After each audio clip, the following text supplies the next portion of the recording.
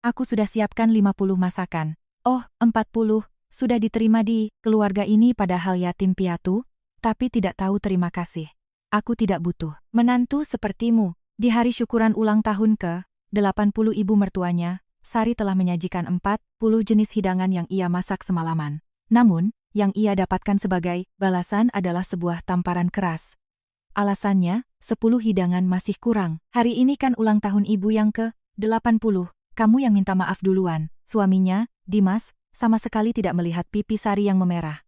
Sebaliknya, ia dengan lembut merapikan lengan kebaya ibunya. Ibu, sebagai menantu, saya cukupkan sampai di sini. Sari melepas celemeknya dan berkata, ia memesan taksi, lalu langsung menuju kantor agen properti dan rumah sakit. Keesokan harinya, telepon dari ibu mertua yang menamparnya dan suaminya mulai berdatangan, lebih dari 100 panggilan tak terjawab, dan alasan mengapa mereka meneleponnya hingga ratusan kali akhirnya terungkap di lobi rumah sakit. Di dalam aula serbaguna tempat syukuran ulang tahun ke-80 Ibu Lastri diadakan, suasana begitu meriah dengan kebaya-kebaya berkilauan dan karangan bunga ucapan selamat yang tak terhitung jumlahnya. Duduk di kursi utama, Ibu Lastri tersenyum cerah saat para tamu menyalaminya sambil menyelipkan amplop.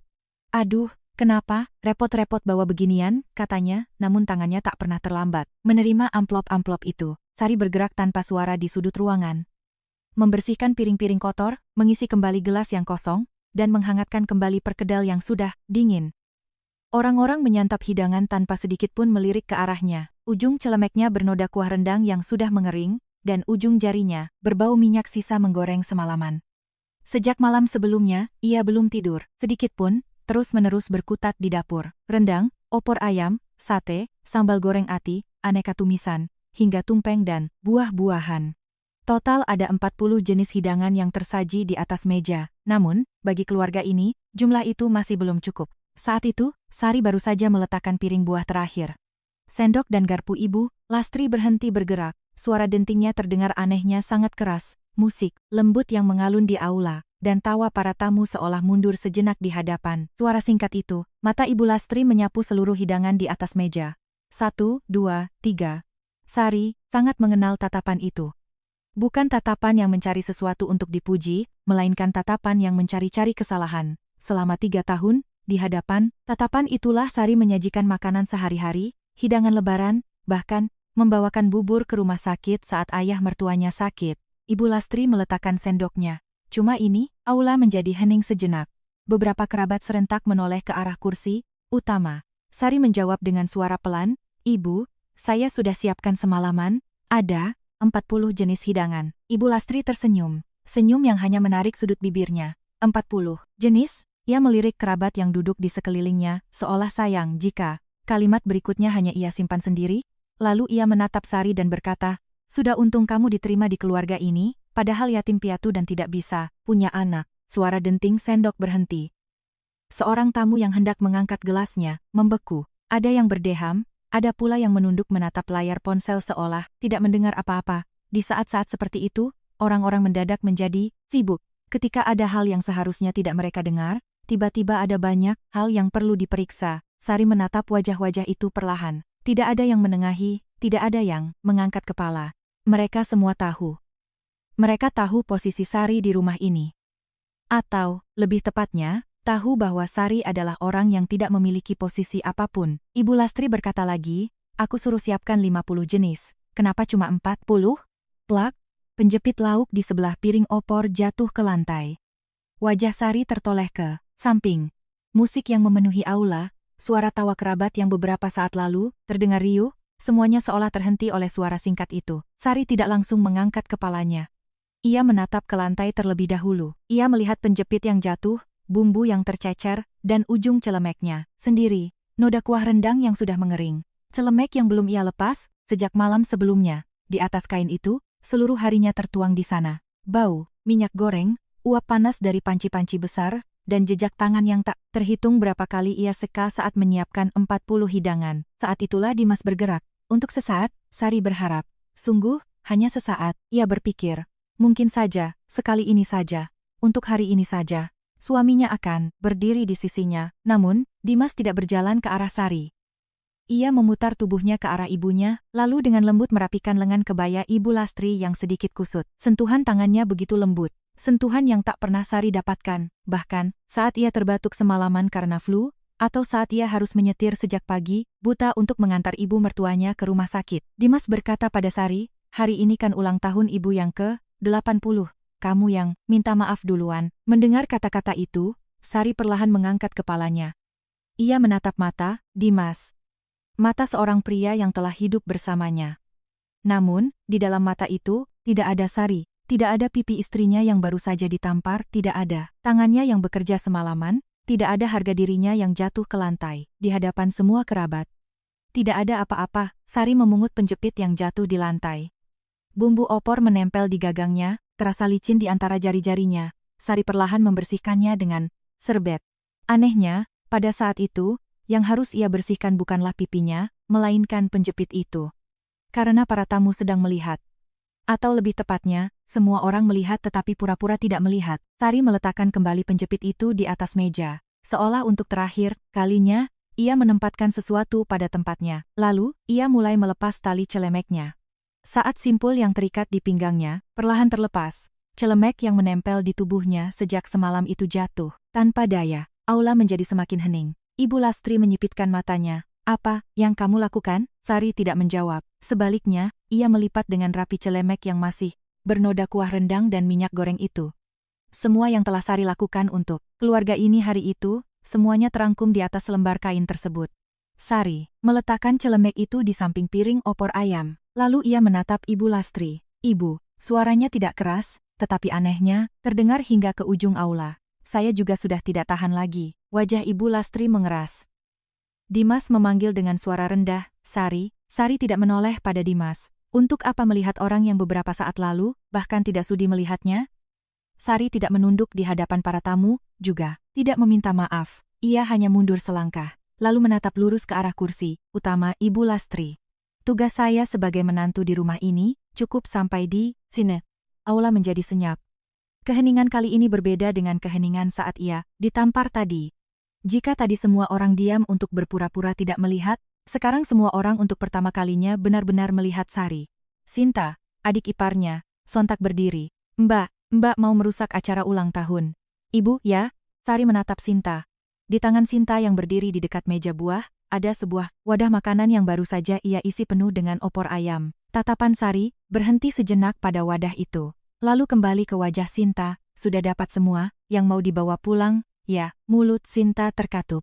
Di suatu tempat di dalam aula, seseorang terdengar menarik napas pelan. Sari tidak berkata apa-apa lagi. Jika ia bicara lebih banyak, ia merasa akan terseret kembali ke dalam posisi mereka. Dari kursi utama, Ibu Lastri berteriak, apa itu pantas kelakuanmu sebagai menantu di keluarga ini? Sari menghentikan langkahnya. Ia perlahan berbalik. Menantu, tatapan Sari, menyapu meja. 40 jenis hidangan, bumbu yang tercecer di lantai, celemek yang terlipat dan lengan kebaya emas Ibu Lastri yang baru saja dirapikan dengan lembut oleh Dimas. Semuanya masuk ke dalam pandangannya secara bergantian. Sari berkata pelan, memangnya ibu pernah menganggap saya sebagai menantu? Kali ini, tidak ada yang tertawa. Sendok di tangan Ibu Lastri pun berhenti, bergerak. Dimas bangkit dari kursinya. Sari, kita bicara di luar. Barulah saat itu Sari menatap Dimas. Kamu kan tadi sudah bicara di dalam. Wajah Dimas menegang. Sari meraih tasnya. Di dalamnya, ada berkas-berkas yang sudah lama ia simpan. Hasil konsultasi dengan kantor hukum, formulir permohonan penggantian walidi, rumah sakit, surat pemberitahuan niat cerai, dan sebuah file rekaman berisi, semua hinaan ibu mertuanya. Pilihan-pilihan yang belum ia finalisasi, tetapi, kini tak ada lagi alasan untuk menundanya. Sari membawa pilihan-pilihan itu dan berjalan menuju pintu aula.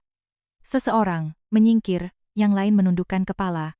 Orang-orang memang menjadi sangat pendiam di saat-saat seperti itu. Meskipun hidup seseorang sedang berubah arah di depan mata mereka, jika itu bukan urusan mereka, bahkan untuk sekadar meletakkan sendok pun terasa sulit.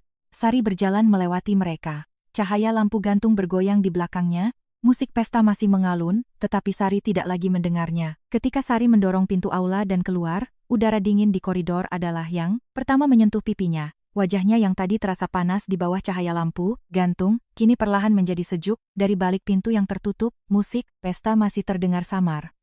Seseorang pasti sedang menenangkan Ibu Lastri, seseorang mungkin sedang melihat celemek yang ditinggalkan Sari, dan yang lain pasti sudah kembali mengangkat sendok seolah tidak terjadi apa-apa. Sari tidak bersandar di dinding koridor.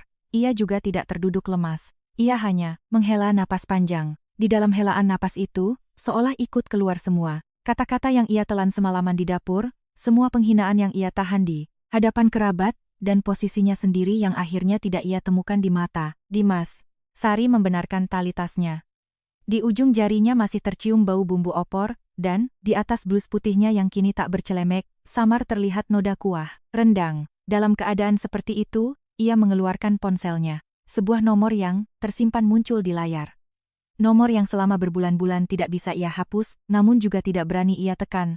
Kantor agen properti. Sari melirik sejenak ke arah pintu aula. Dari baliknya, suara Ibu Lastri terdengar samar. Suara yang masih menyalahkan seseorang. Suara yang sangat ia kenal.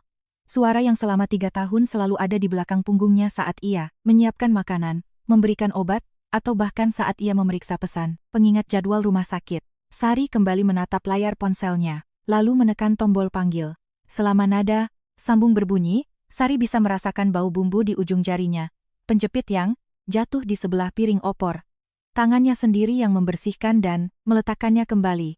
Dengan tangan yang sama, kini ia menelepon untuk menjual rumah. Setelah 3 kali nada sambung, terdengar suara seorang pria. Iya, selamat siang, dengan properti bahagia. Sari sekali lagi membenarkan tali tasnya. Pipinya masih terasa panas, dan ujung jarinya masih berbau masakan. Rumah yang pernah saya tanyakan sebelumnya, di seberang telepon hening sejenak. Sari tidak lagi menatap pintu aula yang tertutup. Tidak perlu lagi. Saya mau jual. Agen itu bertanya dengan hati-hati. Apa mau diproses hari ini juga, Bu? Di ujung koridor, melalui jendela, terlihat karangan-karangan bunga untuk syukuran ulang tahun berjejer. Pita emasnya tampak sedikit bergoyang meski tak ada angin. Rasanya aneh. Baru saja di dalam sana ia dipanggil dengan nama, keluarga, tetapi kini semua itu terasa seperti kejadian di masa lalu yang sangat jauh. Sari menjawab dengan suara rendah, iya. Secepat mungkin. Setelah jawaban singkat itu, terdengar lagi suara riuh dari dalam aula. Sari menunduk menatap ponselnya. Di layar yang sudah mati, terpantul samar wajahnya, pipi yang memerah, blus putih, noda kuah rendang. Wajah itu bukan lagi wajah seorang menantu yang tadi menyiapkan hidangan. Itu adalah wajah seseorang yang telah menyelesaikan sesuatu. Sari berdiri di depan lift, pintu terbuka, di dalamnya kosong. Saat ia melangkah masuk, pintu aula tiba-tiba terbuka dengan kasar. Dimas berlari keluar. Sari, melalui celah pintu lift yang mulai menutup, Sari melihat Dimas. Pria yang, dengan suara rendah menyuruhnya meminta maaf. Pria yang beberapa saat lalu lebih dulu memeriksa lengan kebaya ibunya daripada pipi istrinya. Dan pria yang baru, sekarang berlari sambil memanggil namanya. Pria yang sangat terlambat. Sari tidak berkata apa-apa. Ia mengulurkan tangan dan menekan tombol tutup. Selama pintu perlahan menutup, wajah Dimas semakin menyempit. Bibirnya bergerak, seolah ingin mengatakan sesuatu, tetapi suaranya tidak terdengar. Begitulah, wajah Dimas menghilang di antara celah pintu. Di dalam lift, hanya ada Sari seorang diri. Di cermin, pipi Sari memerah, dan di blusnya samar terlihat noda kuah rendang. Sari menatap noda itu. Ia tidak membersihkannya.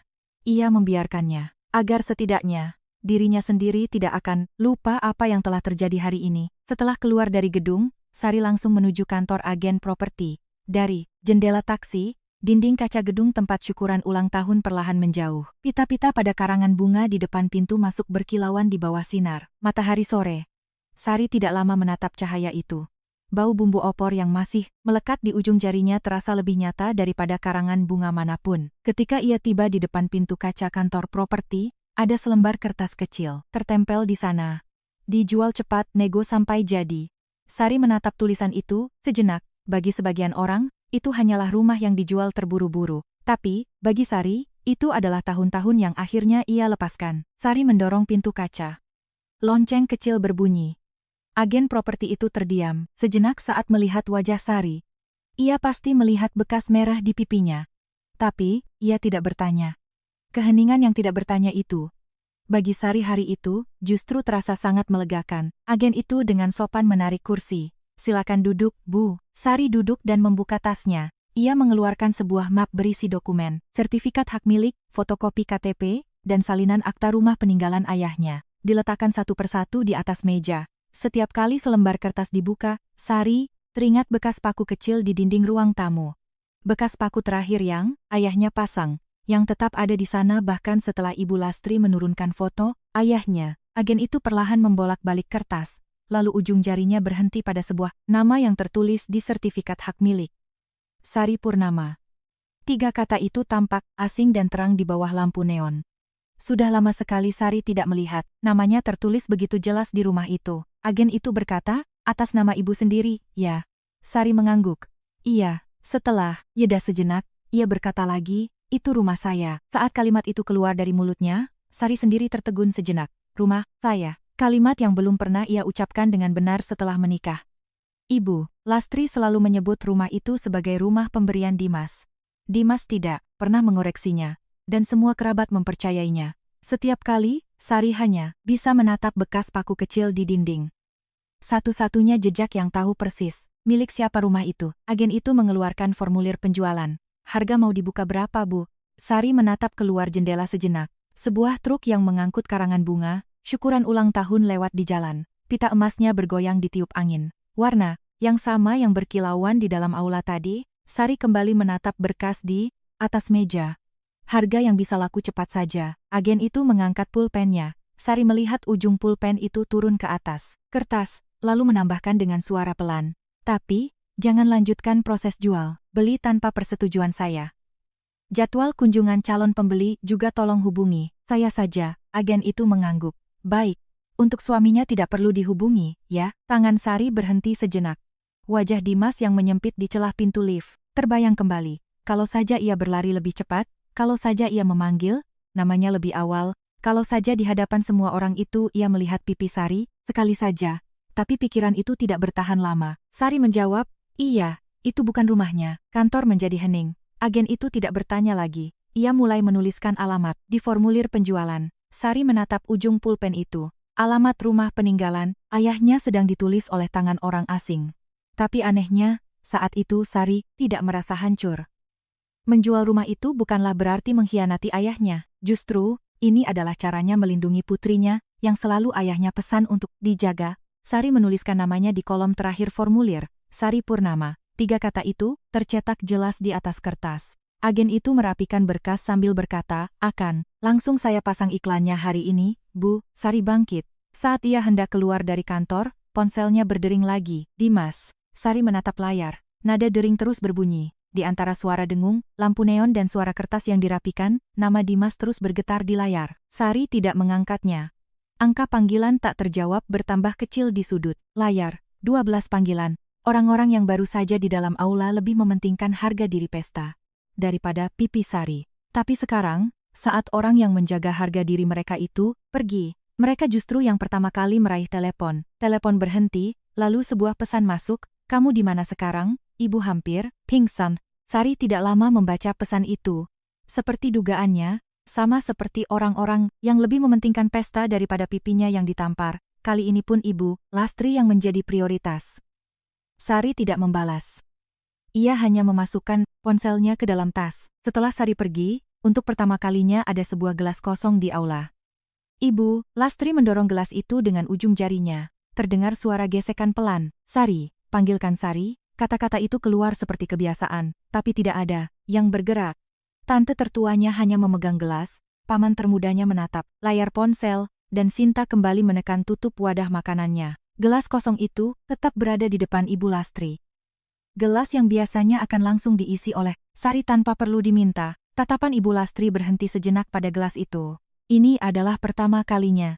Fakta bahwa Sari tidak ada, pertama kali terasa dari sebuah gelas kosong. Saat itu, di koridor belakang, Dimas berdiri memegang ponsel.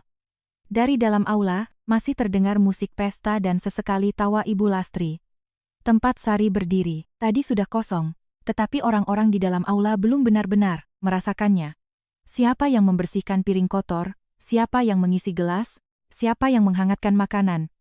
Semua itu adalah hal-hal yang selalu berjalan begitu alami. Di layar ponsel Dimas, nama yang sama terus muncul berulang kali. Sari, panggilan ditolak. Sari, panggilan ditolak. Dimas menatap layar itu cukup lama. Biasanya, Sari akan mengangkat sebelum nada dering ketiga. Saat ditanya di mana kantong obat ibunya, ia mengangkat. Saat disuruh menyajikan buah lagi untuk kerabat, ia mengangkat. Saat diberitahu jadwal rumah sakit berubah, Iya, mengangkat. Orang itu, kini tidak mengangkat teleponnya. Ujung jari Dimas sedikit melambat. Saat itu, Ibu Lastri keluar ke koridor. Lengan kebaya emasnya masih rapi seperti yang baru saja Dimas rapikan. Kenapa tidak kamu bawa kembali? Dimas tidak bisa, langsung menjawab. Layar ponselnya hanya mati dan menyala. Mata Ibu Lastri tertuju sejenak pada layar itu. Panggilan ditolak. 3 kata itu terasa aneh dan asing. Ibu Lastri mengeraskan rahangnya, lalu berkata lagi, telepon terus. Tapi di ujung suaranya, kekuatan yang sama saat ia membentak Sari di dalam aula tadi, sudah tidak ada lagi. Karena ini adalah malam pertama Sari tidak menjawab telepon. Setelah dari kantor properti, Sari tidak langsung pulang. Ia pergi ke rumah sakit. Di pangkuannya di kursi belakang taksi, ada sebuah map tipis. Bukan akta, rumah yang tadi ia tunjukkan, melainkan rekam medis yang selama 3 tahun ini, diam-diam menumpuk di ponselnya. Surat pengantar operasi, salinan hasil lab, catatan obat, bukti pemesanan perawat, riwayat pembayaran otomatis, dan formulir permohonan penggantian wali. Kertas-kertas itu anehnya sangat rapi, karena Sari telah melipat dan membukanya berkali-kali untuk diperiksa. Lobi rumah sakit cukup ramai untuk sore hari kerja. Di kursi tunggu depan bagian administrasi, orang-orang dengan pakaian rumah sakit duduk. Di sebelah mesin, nomor antrian, ada sebuah gelas kertas sisa minuman yang tergeletak dingin. Sari melewatinya dan berdiri di depan loket. Petugas memeriksa layar, lalu mengangkat kepala. Wali dari pasien Bapak Hartono, ya? Mendengar kata itu, ujung jari Sari berhenti sejenak. Wali. Awalnya ia pikir itu hanya posisi sementara. Tapi entah sejak kapan, kata itu melekat begitu alami di depan namanya. Saat ayah mertuanya demam tengah malam, saat hari pengumuman, hasil tes, saat harus mendengarkan penjelasan operasi. Setiap kali ada yang memanggil wali pasien, yang pertama kali berdiri selalu Sari. Sari mengangguk singkat, iya. Lalu ia mengeluarkan berkas dari tasnya, meletakkannya satu persatu di atas meja loket. Tuk tuk tuk, setiap kali kertas menyentuh kaca, terdengar suara pelan. Suara-suara kecil itu seolah menjadi suara pelepasan satu persatu beban yang selama 3 tahun ini dilimpahkan kepadanya. Jadwal operasinya tetap, petugas meletakkan tangannya di atas keyboard. Sari menatap cahaya monitor di dalam loket dan berkata, hanya saja, semua yang atas nama saya mau ubah. Tangan petugas berhenti sejenak. Sari mendorong selembar kertas lagi. Tolong dicek. Petugas menekan monitor. Layarnya berubah. Pemesan kamar VIP, Sari Purnama. Rekening pembayaran otomatis, Sari Purnama. Kontak wali pasien, Sari Purnama. Pemesan perawat pribadi, Sari Purnama. Penanggung jawab perawatan, Sari Purnama. Nama itu tercetak di setiap kolom monitor. Aneh sekali. Di rumah, nama Sari begitu mudah terhapus. Di depan kerabat, itu menjadi jasa Dimas. Dalam kata-kata, Ibu Lastri, itu menjadi tugas menantu. Dan di dalam rumah, itu menjadi pekerjaan yang tak pernah dihargai. Tapi di monitor rumah sakit, nama Sari tercetak begitu jelas. Sari menatap layar itu dalam diam. Lalu berkata, kamar VIP tolong diubah jadi kamar biasa. Pembayaran otomatisnya tolong dibatalkan. Kontak wali pasien tolong diubah ke putranya, Dimas. Pemesanan perawat pribadinya juga tolong dibatalkan. Petugas mulai memproses satu persatu. Suara ketikan keyboard terdengar pelan. Dari dalam loket, Sari mendorong berkas terakhir ke depan. Penanggung jawab, perawatannya tolong diubah ke istrinya, Ibu Lastri. Petugas mengangkat kepala. Perawatan tanpa perawat, oleh keluarga, ya Bu? Sari mengangguk. Iya. Setelah jeda sejenak, ia menambahkan, penanggung jawabnya, istrinya. Petugas kembali memeriksa monitor. Atas nama istri pasien, iya. Suara Sari tidak tinggi. Tapi di dalam jawaban singkat itu, ada malam-malam yang menumpuk selama 3 tahun. Orang yang berdiri di loket UGD jam 2 pagi adalah Sari. Orang yang menandatangani formulir wali adalah Sari. Orang yang menekan tombol, bayar biaya tes adalah Sari. Orang yang merapikan sandal ayah mertuanya di bawah, ranjang dan begadang hanya dengan sekaleng kopi dingin adalah Sari. Tapi di grup chat keluarga, nama yang muncul selalu berbeda. Dimas yang urus semuanya. Di dalam kalimat itu, tidak ada nama Sari, tidak sekalipun. Tapi Sari tidak pernah protes, karena meskipun namanya tidak ada, pekerjaannya tetap ada. Seseorang harus memberikan obat, seseorang harus membayar tagihan, seseorang harus mendengarkan penjelasan persetujuan operasi. Dan seseorang itu, setiap kali, adalah Sari. Petugas bertanya dengan hati-hati, jadwal operasinya tetap, ya Bu? Sari langsung menjawab, iya. Lalu berhenti sejenak dan berkata, tolong pastikan, beliau tetap bisa dioperasi. Di balik kata-kata itu, ada keheningan singkat. Sari menatap poster pengumuman di dinding loket. Hal-hal yang perlu diperhatikan wali sebelum operasi. Jam, puasa, obat yang harus dihentikan, pengisian surat persetujuan operasi. Kalimat-kalimat yang tidak asing. Sari telah membacanya berkali-kali di bawah cahaya ponsel tengah malam. Bulan lalu pun begitu. Ia masuk sendirian ke ruang konsultasi dokter. Mencatat semua penjelasan. Risiko operasi, masa pemulihan, penyesuaian obat, jam puasa. Pulang ke rumah, ia merangkumnya dan mengirimkannya pada Dimas. Balasan Dimas, hanya satu baris. Oke. Bahkan setelah melihat balasan itu, Sari tetap memeriksa pesan pengingat jadwal berikutnya. Karena seseorang harus melakukannya. Petugas berkata, sudah selesai diproses, Bu. Sari mengangkat kepala. Petugas memeriksa layar sekali lagi, lalu melanjutkan. Selanjutnya, semua pemberitahuan dari rumah sakit akan kami sampaikan ke Bapak Dimas. Saat kata-kata itu berakhir, ponsel Sari terasa menjadi sangat sunyi. Meskipun belum ada suara apapun, petugas menyerahkan berkas. Ini bukti perubahannya, Bu. Sari menerima kertas itu dan memasukkannya ke dalam tas. Terima kasih. Saat berbalik dari loket, Sari tidak melihat monitor lagi. Kolom-kolom yang tadi, terisi namanya pasti satu persatu sedang berganti nama, tapi ia tidak ingin memastikannya. Karena nama-nama itu sejak awal memang bukan miliknya. Di depan pintu otomatis bagian administrasi, Sari berhenti sejenak. Ia menghela napas pelan. Yang ia lepaskan hari ini bukanlah operasi, bukan juga nyawa ayah, mertuanya, melainkan tanggung jawab yang selama ini ia pikul tanpa pernah diakui namanya. Sari berjalan keluar dari rumah sakit. Malam itu, di meja makan, Ibu Lastri sedang membuka surat pengantar dari dokter. Di atas kertas itu tertulis jam puasa sebelum operasi dan obat yang harus dihentikan. Kalimat-kalimat yang biasanya sudah Sari lingkari dengan pulpen merah dan bahkan ditempeli catatan di pintu kulkas. Tapi hari itu tidak ada tanda apapun, surat itu bersih, terlalu bersih hingga terasa aneh. Ibu Lastri menatap kertas itu lama, lalu memanggil Dimas. Obat ini besok, diminum atau tidak? Dimas duduk di meja makan sambil menatap ponselnya. Layarnya penuh dengan panggilan tak terjawab. Sari, Sari, Sari, Dimas berkata seperti kebiasaan, aku, tanya Sari dulu. Kalimat itu keluar begitu alami. Karena selama ini, jika ada yang tidak diketahui di rumah ini, tinggal bertanya pada Sari. Tapi saat ditelepon kali ini pun tidak diangkat. 1, 2, 3 panggilan, raut wajah. Dimas perlahan mengeras. Ibu Lastri terdiam sambil memegang surat pengantar itu. Ujung kertasnya mulai terlipat di tangannya. Ini adalah pertama kalinya. Fakta bahwa Sari tidak ada, pertama kali terasa bukan dari meja makan, melainkan dari selembar surat rumah sakit. Saat itu, angka panggilan tak terjawab di layar ponsel bertambah satu lagi. 39 panggilan. Dimas menatap angka itu, lalu menekan tombol panggil lagi. Setelah dari rumah sakit, Sari langsung menuju kantor pengacara. Kantornya ternyata cukup sunyi. Cahaya matahari sore masuk tipis melalui celah-celah tirai, dan di atas meja ada sebuah gelas dan 2 buah pulpen yang tertata rapi. Sari duduk di depan meja itu. Tangan yang kemarin di tengah-tengah aula pesta, memungut penjepit terlebih dahulu setelah ditampar. Kini, tangan itu sedang menuliskan namanya sendiri di atas berkas hukum. Pengacara membuka berkas satu persatu. Gugatan cerai. Laporan polisi atas kekerasan dan penghinaan. Rincian pembayaran tagihan rumah sakit dan biaya perawat. Surat permintaan pelepasan hak atas rumah.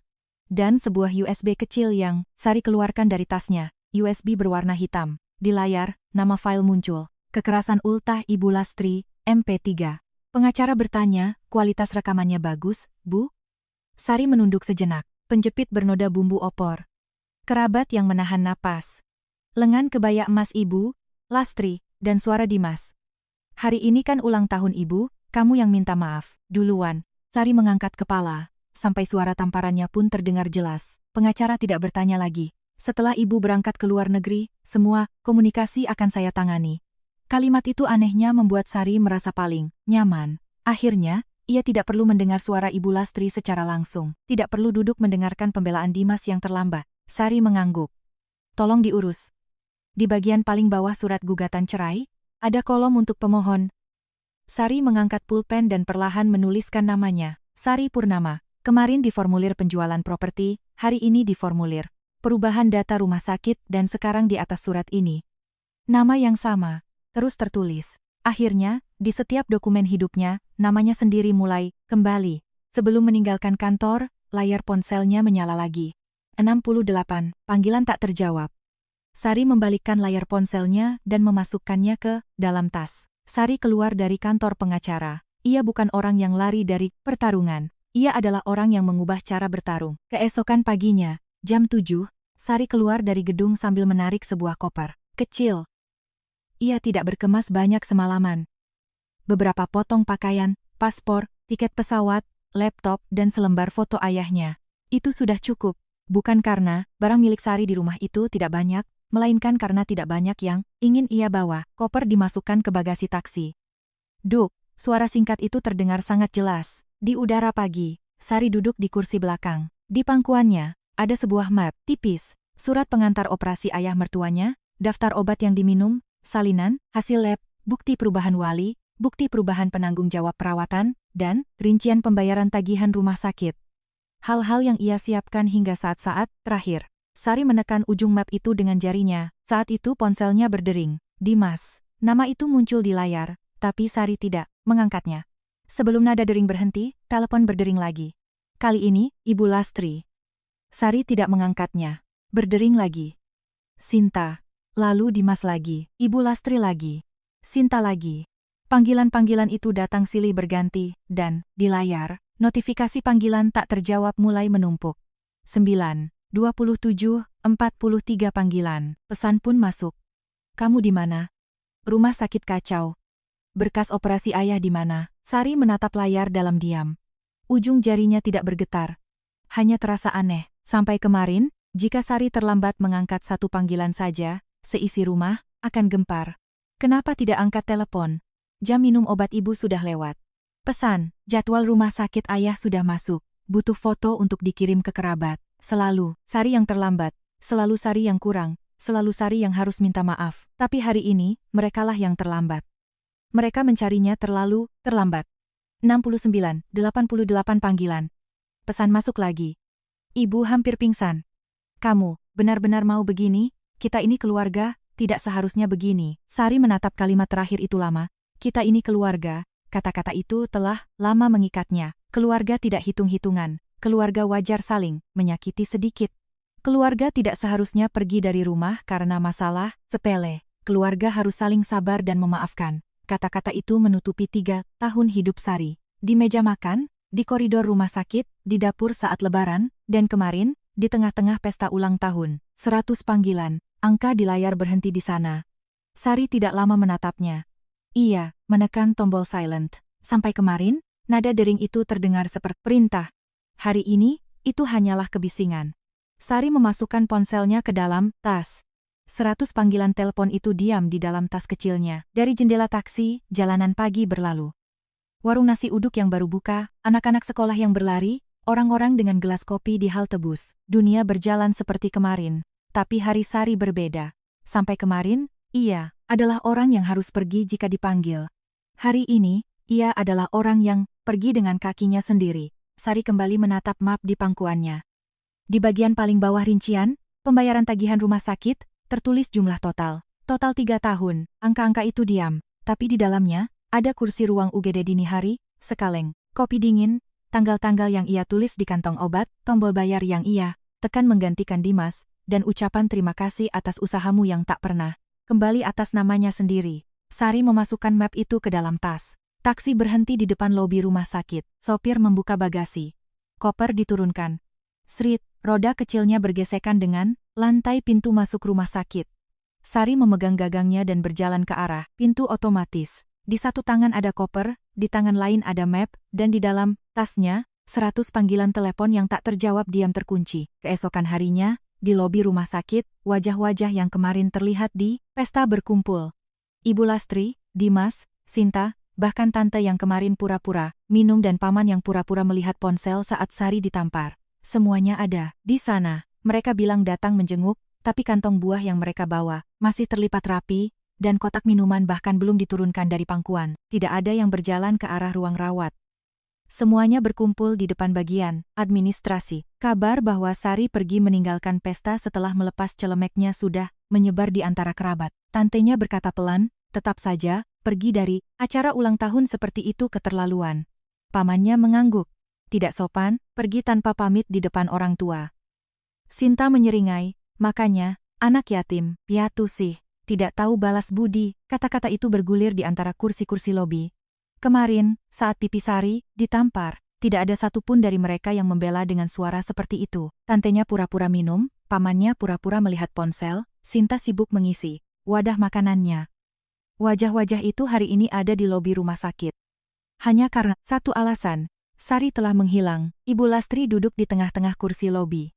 Ia masih mengenakan syal emas yang ia terima di pesta kemarin. Di bawah cahaya putih lampu lobi, syal itu terlihat sedikit berlebihan. Tapi Ibu Lastri sengaja tidak melepasnya. Seolah pesta kemarin belum berakhir, seolah ia masih orang yang duduk di kursi utama. Dimas hanya diam menatap ponselnya. Layarnya penuh dengan riwayat panggilan. Sari, Sari, Sari. Panggilan ditolak. Ibu Lastri melirik layar itu, lalu berkata, pelan. Telepon terus. Dimas menelepon lagi. Nada dering berbunyi beberapa kali, lalu mati. Kali ini pun Sari tidak mengangkatnya. Saat itulah siaran dari pengeras suara rumah sakit terdengar. Wali dari pasien, Bapak Hartono, dimohon untuk ke bagian administrasi. Wali pasien, kata itu menggantung di udara lobi. Dimas bangkit, dan Ibu Lastri, secara refleks melihat sekeliling, mencari Sari, karena setiap kali kata wali disebut di rumah sakit, selalu Sari yang pertama kali berdiri. Tapi hari itu, di tempat itu, tidak ada Sari. Belum. Saat Dimas hendak berjalan ke loket, pintu otomatis lobi perlahan terbuka. Yang masuk lebih dulu bukanlah suara orang. Srit, suara roda koper yang bergesekan dengan lantai. Mata tantenya yang pertama kali bergerak, pamannya meletakkan kantong buah di pangkuan, dan Sinta mengangkat kepala dari layar ponselnya. Ibu Lastri pun perlahan menoleh. Sari masuk, di satu tangan ada map tipis, di tangan lain ada gagang koper kecil. Celemek yang kemarin ia pakai sudah tidak ada. Kemeja rapi, rambut diikat. Rendah, penampilan yang tertata rapi itu justru terlihat lebih asing. Karena, orang yang biasanya hanya menjawab iya jika dipanggil, hari ini masuk sambil menarik koper. Tatapan Ibu Lastri terpaku pada koper itu. Tas itu, apa-apaan? Sari tidak langsung menjawab. Ia hanya melangkah lebih jauh ke dalam lobi. Srit, suara roda koper kembali terdengar. Kali ini Dimas yang menunduk melihatnya. Ia melihat sebuah label penerbangan kecil tergantung di gagang koper. CGK, SYD, Jakarta, Sydney. Rahang Dimas mengeras. Australia, Sari menatap Dimas, tapi tidak menjawab. Ada hal-hal yang terlihat tanpa perlu dikatakan.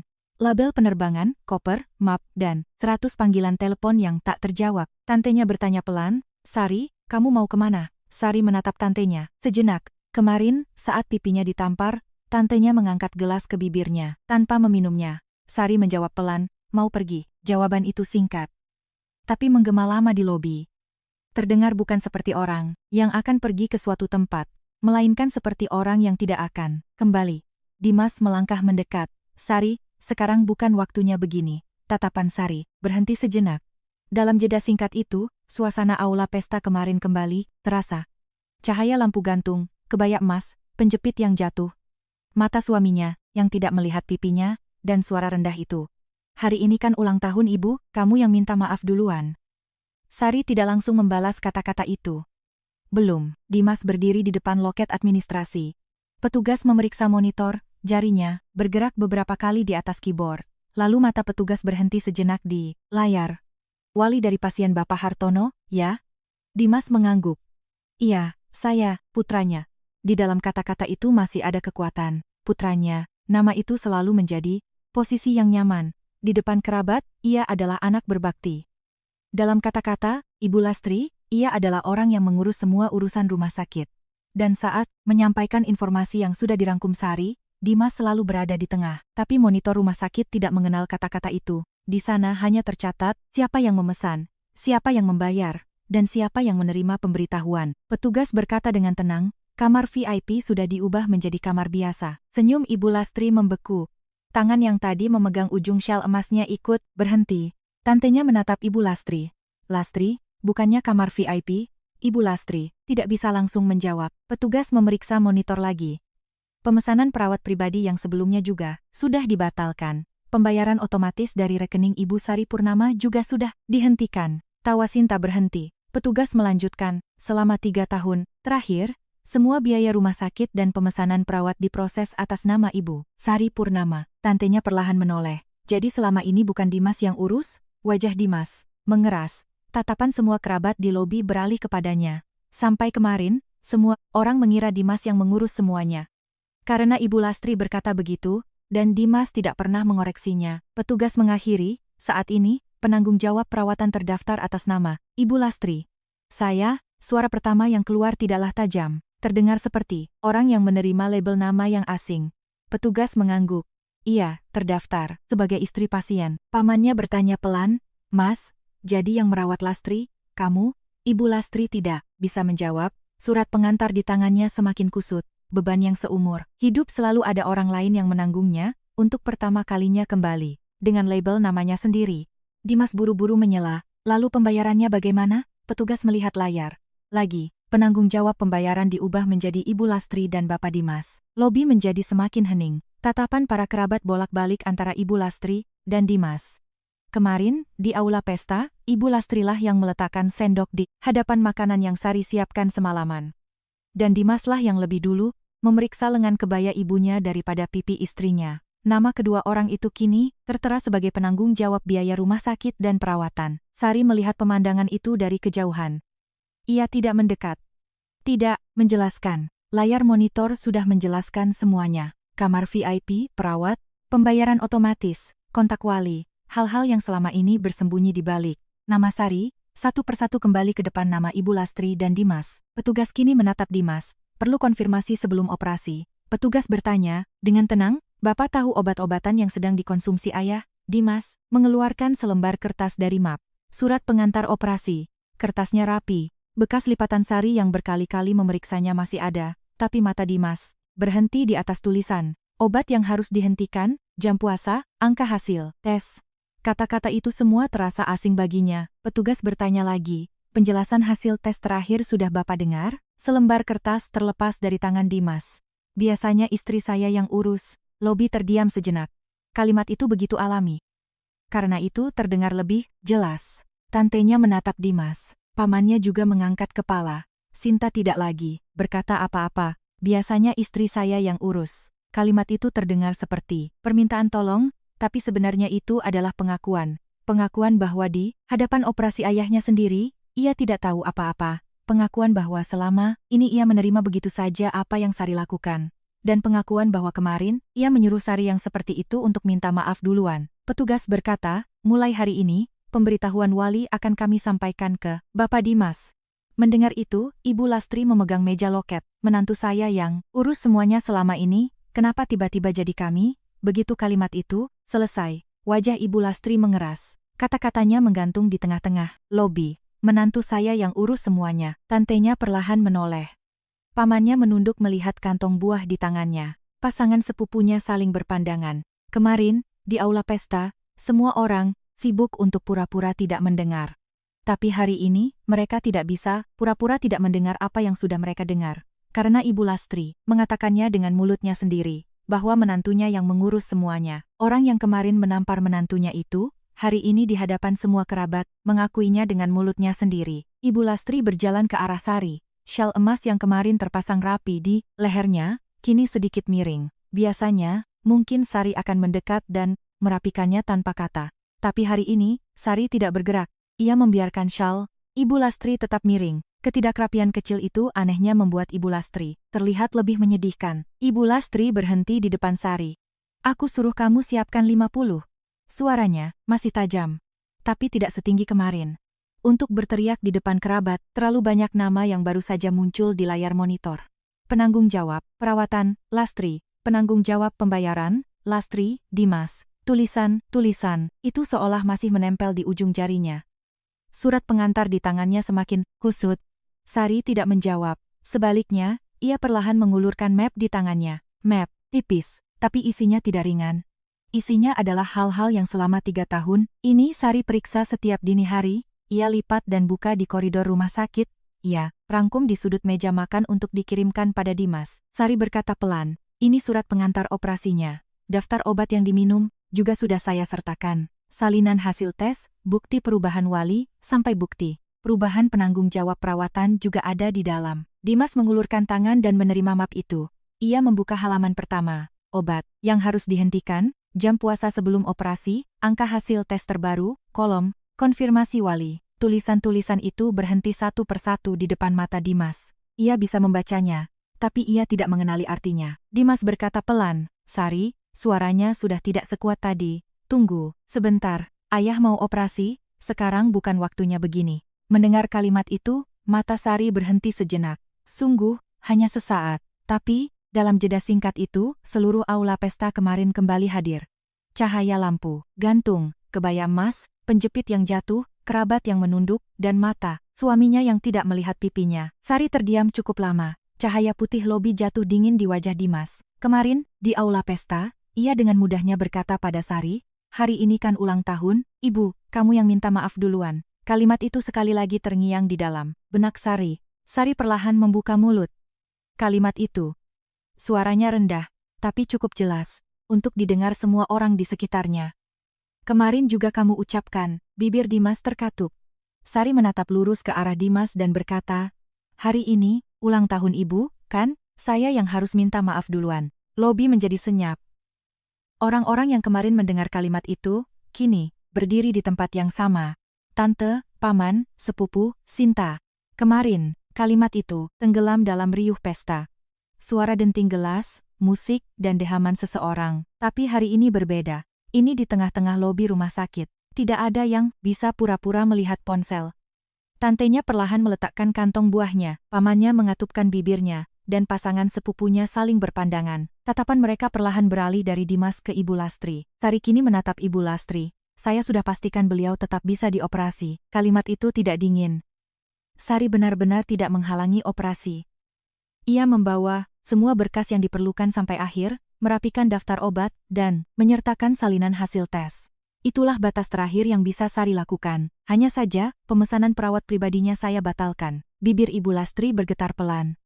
Tangan yang memegang surat pengantar semakin meremasnya. Sari tidak meninggikan suaranya. "Penanggung jawab perawatannya saya, ubah jadi Ibu." Hening sejenak.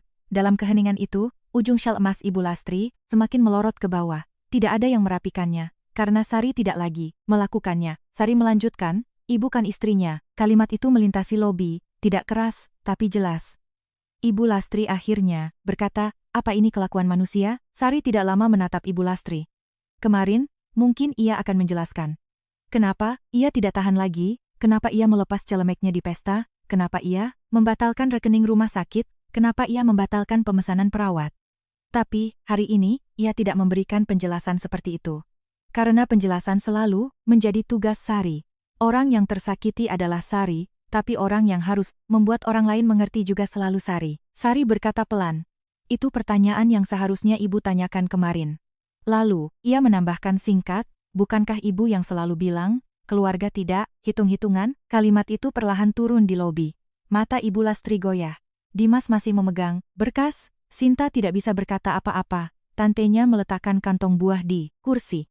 Pamannya menatap ke arah surat pengantar. Pasangan sepupunya tidak lagi saling berbisik. Kemarin, di aula pesta, semua orang sibuk untuk pura-pura tidak mendengar. Ada yang mengangkat gelas, ada yang melihat ponsel, ada yang mengamankan wadah makanan. Tapi hari ini, tidak ada yang sibuk. Semua diam, terpaku. Seperti orang-orang yang baru saja mendengar sesuatu yang seharusnya tidak mereka dengar. Sari tidak berkata apa-apa lagi. Ia melihat map di tangan Dimas, lalu melihat surat pengantar yang kusut di tangan Ibu Lastri. Lalu ia kembali memegang gagang kopernya. Srit. Roda kecil itu kembali bergerak di atas lantai lobi. Kali ini, tidak ada yang bisa langsung menahannya. Saat Sari berbalik, ujung surat pengantar di tangan Ibu Lastri terkulai lemas ke bawah. Di atas selembar kertas itu, kini tertera nama Ibu Lastri. Sari berhenti sejenak di depan pintu kamar rawat. Setelah menyerahkan map di lobi, sebenarnya tidak ada lagi alasan untuk masuk. Tapi ada hal yang harus ia sampaikan langsung pada ayah mertuanya, bahwa ia datang bukan untuk menghalangi operasi, bahwa semua yang diperlukan sudah ia tinggalkan, dan bahwa mulai hari ini, ia bukan lagi walinya. Kalimat itu, ia ingin mengakhirinya dengan mulutnya sendiri. Sari membuka pintu pelan, ayah mertuanya menatapnya dari atas ranjang.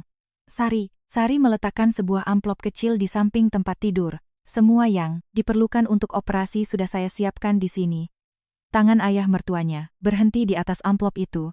Sari berkata pelan, "Mulai sekarang, wali ayah adalah keluarga ayah sendiri." Ayah mertuanya menatap amplop itu cukup lama. lalu berkata sangat pelan, "Sudah terlambat, ya?" Sari tidak menjawab. Kata, "Terlambat tidak bisa mengubah apapun sekarang." Sari menunduk. "Semoga operasinya lancar." Lalu ia berbalik. Bau desinfektan koridor kembali terasa. Sari memegang gagang kopernya. Srit. Roda kecil itu melewati koridor depan. Kamar rawat. Kali ini, tidak ada yang memanggil namanya. Setelah Sari pergi dari rumah sakit, keheningan aneh menyelimuti rumah keluarga. Mertuanya. Pintu depan yang biasanya Sari buka, lantai yang biasanya Sari pel, dapur yang biasanya Sari siapkan air minum. Semuanya masih sama, tapi suhu di dalam rumah terasa berbeda. Kehilangan seseorang ternyata lebih terasa dari sekadar barang. Gelas ada di tempatnya, tapi tidak ada yang menuangkan air. Kantong obat ada di meja, tapi tidak ada yang memeriksa jam. Surat pengantar terbuka, tapi tidak ada yang membacakannya. Ibu Lastri, bahkan setelah pulang dari rumah sakit, belum bisa melepas syal emasnya. Masih miring seperti di lobi. Kerabatnya duduk di ruang tamu. Diam. Dimas duduk di meja makan, membuka map dari rumah sakit. Surat pengantar, daftar, obat, hasil tes, bukti perubahan wali, kertas-kertas itu rapi, tapi tidak ada seorang pun di rumah itu yang bisa membacanya dengan benar. Saat berada di tangan Sari, itu hanyalah kertas biasa. Tapi begitu pindah ke tangan Dimas, tiba-tiba terasa berat. Saat itu bel berbunyi, ding dong. Semua orang serentak menoleh ke arah pintu. Ibu Lastri bangkit. Saat pintu dibuka, seorang agen properti dan pasangan yang terlihat seperti calon pembeli berdiri di sana. Agen itu menunduk sopan, "Permisi, kami mau lihat rumah." Mata Ibu Lastri menyipit. Siapa yang izinkan lihat-lihat rumah orang? Agen itu tertegun sejenak, lalu mengeluarkan berkas dari tasnya. "Kami sudah dapat izin dari pemilik yang tertera di sertifikat." Suara Ibu Lastri meninggi. "Ini rumah anak saya." Kalimat itu menggantung di antara pintu dan ruang tamu. Dari dalam, tangan tantenya berhenti bergerak. Agen itu membuka sertifikat hak milik. Suara kertas dibuka terdengar sangat keras. Pemiliknya terdaftar atas nama Ibu Sari Purnama. Ruang tamu menjadi hening. Tantenya perlahan bangkit. "Lastri. Bukannya rumah, ini Dimas yang beli?" Ibu Lastri tidak bisa menjawab. Selama ini, rumah itu adalah kebanggaannya. "Anakku yang belikan rumah. Menantuku harusnya bersyukur." Anak yatim piatu itu tidak tahu diuntung. Kalimat yang sudah berkali-kali ia ucapkan di depan kerabat. Sari, setiap kali, hanya diam menatap bekas paku kecil di dinding, bekas kalender terakhir yang ayahnya pasang, satu-satunya jejak yang tahu milik siapa rumah itu. Tapi Sari tidak pernah bicara. Karena ia tahu, ia hanya akan disebut menantu yang hitung-hitungan. Gelas di tangan Ibu Lastri sedikit miring. Airnya tumpah ke tatakan. Biasanya, Sari akan langsung datang membawa lap, diam-diam membersihkannya, menegakkan kembali gelasnya, dan menyelamatkan muka Ibu Lastri di depan tamu. Tapi hari ini, tidak ada yang bergerak. Air itu meluber dari tatakan ke atas meja. Ibu Lastri hanya melihatnya. Untuk pertama kalinya, tidak ada yang membersihkannya. Beberapa hari kemudian, sebuah surat tercatat tiba untuk Dimas. Di amplopnya, tertulis, Pengadilan Agama Jakarta Selatan. Dimas lama tidak berani membukanya. Amplop tipis, tapi terasa sangat berat di tangannya. Di atas meja, berkas dari rumah sakit masih tergeletak. Rapi seperti yang Sari tinggalkan. Di seberang meja, Ibu Lastri duduk. Syal emasnya sudah tidak ada, tapi raut. Wajahnya yang kaku sejak hari itu masih membekas. Di ujung jarinya, ada surat pengantar yang sudah kusut. Tidak ada yang merapikannya. Benda-benda kecil di rumah itu satu persatu mulai bergeser dari tempatnya. "Apa itu?" tanya Ibu Lastri. Dimas tidak menjawab. Ia perlahan merobek amplop. Dari dalamnya keluar beberapa lembar kertas. Gugatan cerai, tuntutan ganti rugi, permintaan penyerahan data aset, dan transkrip rekaman suara. Kertas-kertas itu diam, tapi di atasnya tertulis kata-kata yang sampai kemarin begitu mudah diucapkan. "Ibu Lastri, sudah untung kamu diterima di keluarga ini, padahal yatim piatu dan tidak bisa punya anak." Suara kekerasan. "Plak, Dimas. Hari ini kan ulang tahun ibu, kamu yang minta maaf duluan." Kertas di tangan Dimas sedikit bergetar. Pipi Sari yang tidak ia lihat hari itu, hari ini terlihat begitu jelas di atas kertas. Suara menjadi tulisan, pengabaian, menjadi kalimat, dan pembelaan diri menjadi bukti. Baru saat itulah Dimas sadar. Sari diam hari itu bukan karena tidak punya kata-kata. Ia diam karena ia sudah selesai dengan semua kata-kata. Ibu Lastri merebut kertas itu. Ia membacanya dengan mata melotot, tapi tangannya berhenti di baris pertama. Kalimat yang ia ucapkan sendiri. Kalimat yang begitu mudah ia lontarkan dan begitu mudah ia lupakan. Tapi begitu tertulis di atas kertas, Kalimat itu tidak lagi bisa hilang. Dimas membuka halaman berikutnya. Surat dari kuasa hukum. Semua komunikasi selanjutnya melalui kuasa hukum. Dilarang menghubungi klien secara langsung. Menuntut pengembalian dana talangan biaya rumah sakit dan perawatan. Menuntut ganti rugi atas kekerasan dan penghinaan. Angka-angka berbaris rapi. Ganti rugi material. Repi 600 milioni. Pengembalian dana talangan rumah sakit Rp200.000. Ganti rugi kekerasan, penghinaan, Rp200.000. Total. Rp 0. Tangan Ibu Lastri berhenti di atas angka itu. Tangan yang sama yang di pesta, ulang tahunnya menghitung satu persatu amplop sumbangan. Saat itu, tangannya ada di posisi menerima. Hari ini berbeda. Di posisi yang harus membayar, tertera nama Ibu Lastri. Dimas melihat lembar terakhir. Tertulis kalimat singkat, rumah bukan objek, sengketa. Sejak awal adalah hak milik tunggal Stri, Sari Purnama. Dimas menunduk. Di lantai ruang tamu, cahaya senja terhampar panjang. Lantai, yang setiap pagi Sari pel. Lantai yang selama ini tidak pernah ia perhatikan, betapa bersihnya lantai itu, hingga cahaya seolah meluncur di atasnya. Baru saat itulah Dimas melihatnya satu persatu. Kantong obat yang selalu ada di tempatnya, taplak meja yang diganti sesuai musim, gelas teh tipis kesukaan ibunya, catatan jadwal rumah sakit di pintu kulkas, dan orang yang selalu minta maaf duluan. Semua itu baru muncul di depan mata Dimas setelah semuanya hilang, tapi sudah terlambat. Sangat terlambat. Saat itu, Sari berada di ruang tunggu keberangkatan bandara. Koper kecil yang ia tarik dari lobi rumah sakit ada di samping kakinya. Di gagangnya, label penerbangan masih terpasang. CGK, SYD. Sari menatap label itu sejenak. Kemarin, di lobi rumah sakit, semua orang terkejut melihatnya. Tapi bagi Sari, itu bukan tanda pelarian. Itu adalah arah pertama yang ia pilih dengan kakinya sendiri. Di tengah riuh bandara, Sari berdiri sendirian. Anehnya, tidak terasa sepi. Justru, untuk pertama kalinya terasa tenang. Ketenangan karena tidak perlu memeriksa jam minum obat seseorang, tidak perlu mengangkat telepon dari rumah sakit, tidak perlu memilih kata-kata sambil memperhatikan raut wajah Ibu Lastri. Sari mengeluarkan paspor dari tasnya. Ia menatap nama di dalamnya. Sari Purnama. 3 kata itu sudah lama ada di sana. Ia selalu punya nama, tapi sudah terlalu lama ia menunda untuk hidup dengan nama itu. Menantu seseorang, istri seseorang, wali seseorang, anggota keluarga seseorang. Kata-kata itu terus menempel di depan namanya. Awalnya ia pikir itu wajar, lalu ia pikir bersabar itu benar, dan akhirnya ia pikir jika ia pergi, semua akan runtuh. Tapi hari ini ia tahu, ia pergi, dan dunia tidak runtuh, hanya saja orang-orang yang selama ini bersandar padanya. Untuk pertama kalinya harus menanggung beban mereka sendiri. Siaran pengumuman terdengar. Panggilan untuk penumpang tujuan Sydney. Sebelum berangkat, Sari menyalakan ponselnya untuk terakhir kali. 137 panggilan tak terjawab. Sebuah pesan muncul. Sari, ibu menangis di lobi rumah sakit. Tolong, datang sekali saja. Sari tidak lama melihatnya. Sebaliknya, ia membuka email dari pengacaranya. Gugatan cerai terdaftar. Iklan penjualan rumah terpasang. Perubahan data wali, rumah sakit selesai. Sari mematikan layar. Dan untuk pertama kalinya, tanpa melapor pada siapapun, ia berjalan masuk ke dalam pesawat. Srit. Suara roda kopernya melewati lantai bandara, sama seperti suara di lobi rumah sakit.